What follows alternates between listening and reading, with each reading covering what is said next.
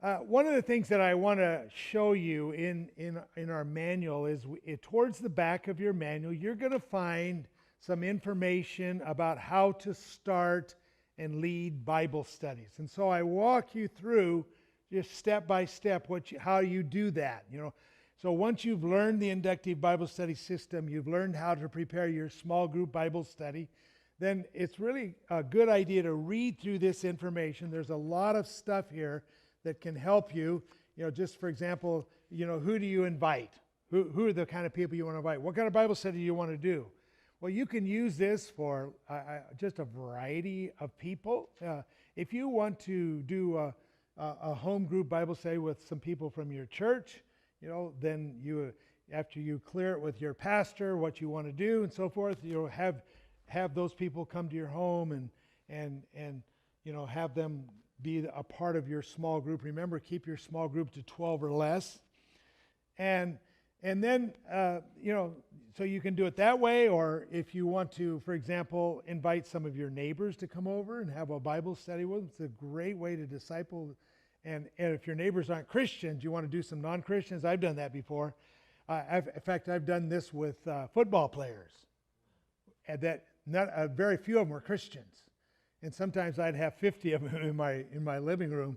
And those were a little more difficult because it was a larger group. But especially when I'd get a smaller group of these football players, and they didn't know Jesus at all. And I just start taking them through a text and get them to observe it and interpret it, and we're going through. And the next thing you know, they're praying to receive Jesus. And so I've had some really neat experiences leading people to Christ in small group Bible studies. So it's a great way to use evangelism. And people say, yeah, what is this Jesus stuff? Well, why don't you come over? Let's look at the Bible. Let's study it together and get them into the Word. It's a great thing to do. But anyway, it talks about how much time you need to prepare. It's very important to have enough time to prepare. Your preparation is very important before you lead that Bible study. You don't want to take 10 minutes before and then somehow throw together a little Bible study, but you need to be thoroughly prepared. So you need to outline and chart your text and then know where you're going and know how much information. I talk about how you prepare, and so your preparation, of course, is very important. And then how you lead the group.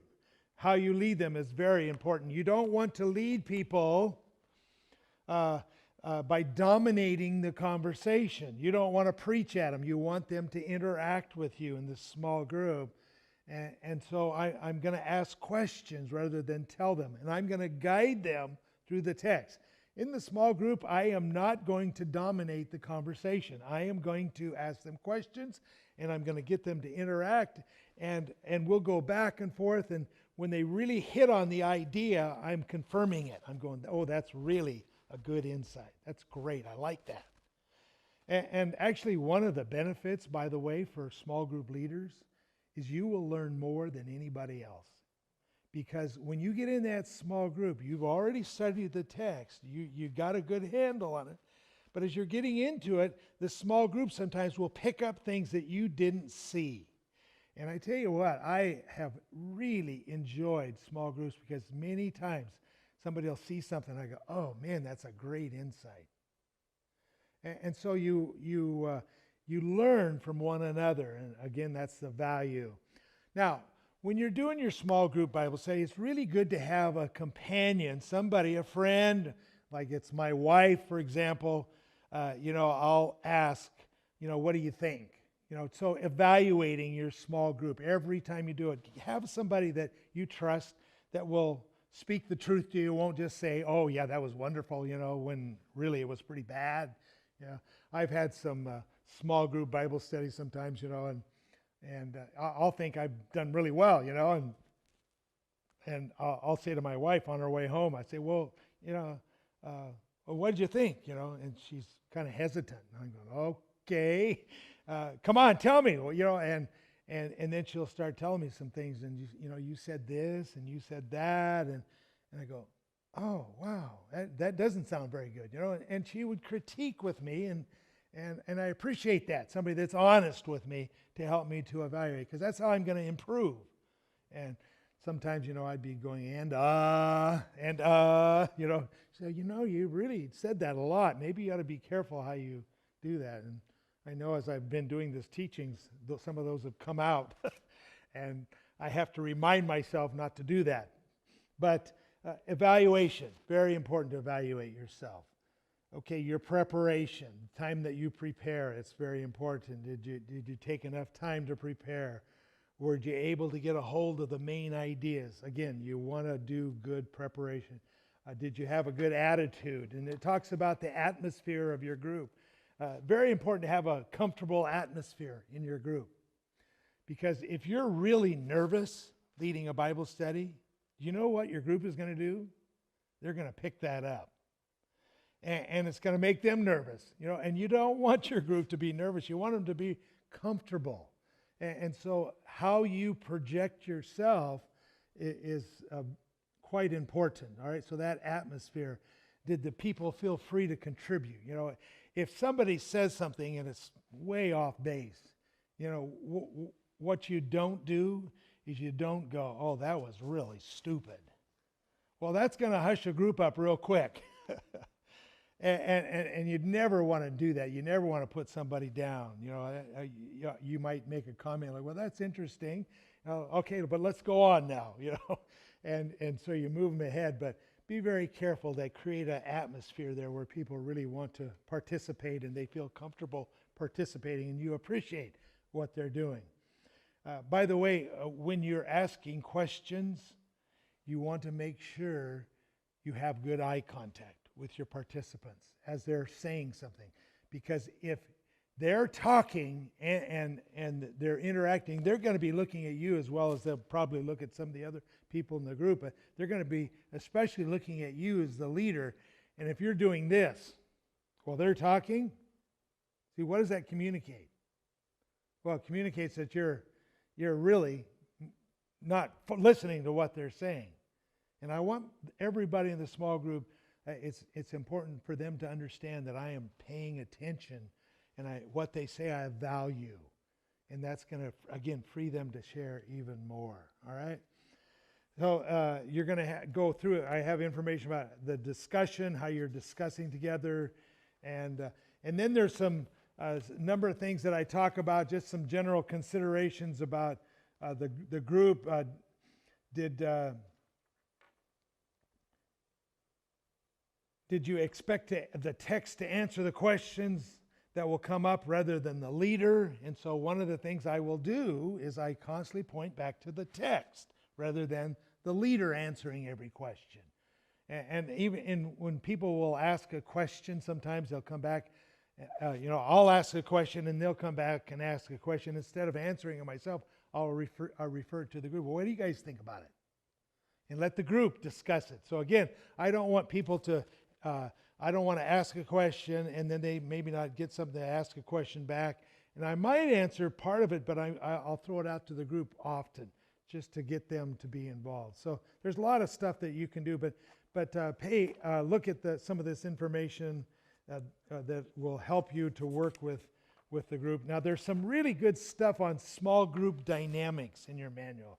And that's very important to understand how that small group is going to work together, because understanding this group dynamic is critical as the leader of the group. Often groups, they'll meet and they'll get very excited, but after a while they kind of begin to fail, and there's a reason why they fail. And if you're not paying close attention to what's going on, there could be some personality clashes. The group doesn't have a real plan or direction, and so people lose interest.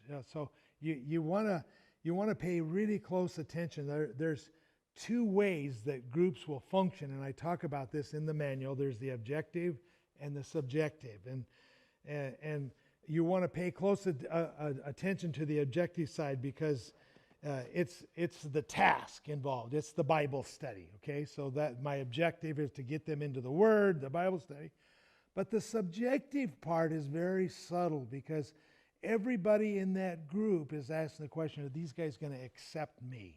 If I open my mouth, are they going to look at me as dumb, Or am I going to be freely accepted? And so you want to pay close attention to that subjective side. And for example, I had a Bible study one time, and this one particular gal, she was very, loved to participate. And she was often sharing things, and so we were having the study, and she was silent. It was just very much unlike her. And so I noted that, and so I stopped and the study, and I said, Jill, you're really quiet today. Is there something going on that maybe we can pray for right now? We can just stop for a moment and pray for you. And she just started crying. And she had a real big issue that she was working through. And so we just stopped and prayed for her right there, ministered to her, right in the middle of the Bible study. Okay? And then we came back to the study again, you see, and then she just started participating, and it was a great time. But again, pay close attention to that subjective side. There's always things going on, and so I want to read my group carefully as I'm going through the study. I want to make sure that they're getting the idea. So if they're sitting there, kind of going like this, something's happening there. If they're sitting there nodding their head, like I'm watching some of you right now, you've been nodding your head, that means you're getting it, and that communicates a lot to me. So I really want to pay close attention to that subjective side. All right. There's also some interesting information in the manual about patterns for interaction. And I hope you'll take time to do that, because you're going to have certain types of people in every group. You're going to have people that want to talk too much. You're going to have other people that are going to be very shy, won't say a word. You got other people that are sitting there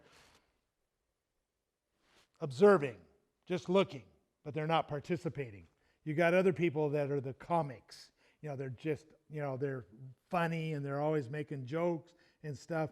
Then you got the sidetracker, the person that wants to take you away out of the study and get off into something else, and you never get back to the text. You've got a person sometimes will become argumentative in the study. And then you have the person that has that hidden agenda, and there's obviously something else on their mind. But you're going to have these different things because you're going to have different types of people in your group. So you want to be aware of that. So if you've got the person that's over talkative, sometimes after a while I realize that they're trying to answer every question instead of giving time for other people. So what I will do is I will pull them aside. Like if we've gone through a study and man, they've just dominated the study. Often in the middle of that study, what I'll do is say, okay, hey, hold it. Somebody else, Mary, what do you think about this? So I'll take it away from them. But if they continue to be a problem, I'm going to pull them aside and I'm going to talk to them. And I say, listen, I really appreciate your insights. You really got a lot of good insights, and I appreciate you sharing. But one of the things we're trying to do is get other people involved. And do you notice how other people really aren't talking so much? And I want you to really help me to get this group and draw them out. So when I ask a question, don't answer it right away, all right? I want you to interact, but just give time for other people to talk. And you see, then I'm not putting them down, but at the same time, I'm helping them to work with me to get the group involved. So you can work with people that are over talkative. And like I said, sometimes I'll stop them and say, hey, hang on a second. Mary, what do you think? Or John, tell me what you're thinking. And so they'll start picking up the idea. If you got a shy person, I always have them in your group where they just won't say a word. Well, sometimes I'll just ask them a direct question.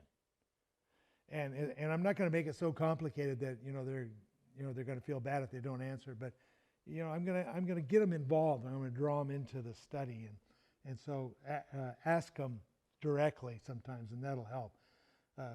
The observer, when he's sitting there, again, I want to draw him into the study. Don't let him just sit there and observe and not participate in the group. So again, your job is to guide them. If you've got a real funny person, they're great to have in a group, but if they get out of control, you have to deal with them. So these are just different people, like the sidetracker. If they're constantly taking you out, just say, well, that's an interesting point, but we'll talk about it later, or let's talk after the study about that particular thing. But let's stay in the text, because we really want to learn from the text. And so I'll draw them back that way. If they're argumentative, I'll just say, let's hold on that right now. and I might have to pull them aside and talk to them. We really don't want to argue, or we want to discuss. You may not agree, but we don't have to agree with everything, but we really don't want to argue in this Bible study. So again, pay close attention. Just a lot of information about how to deal with these small groups, and so hopefully you'll read this information and that's in the back of the book. It's there to help you as you lead the Bible study. But the small groups are wonderful times of getting together and sharing together and learning together. And I hope that you will be involved in small group Bible studies. Okay?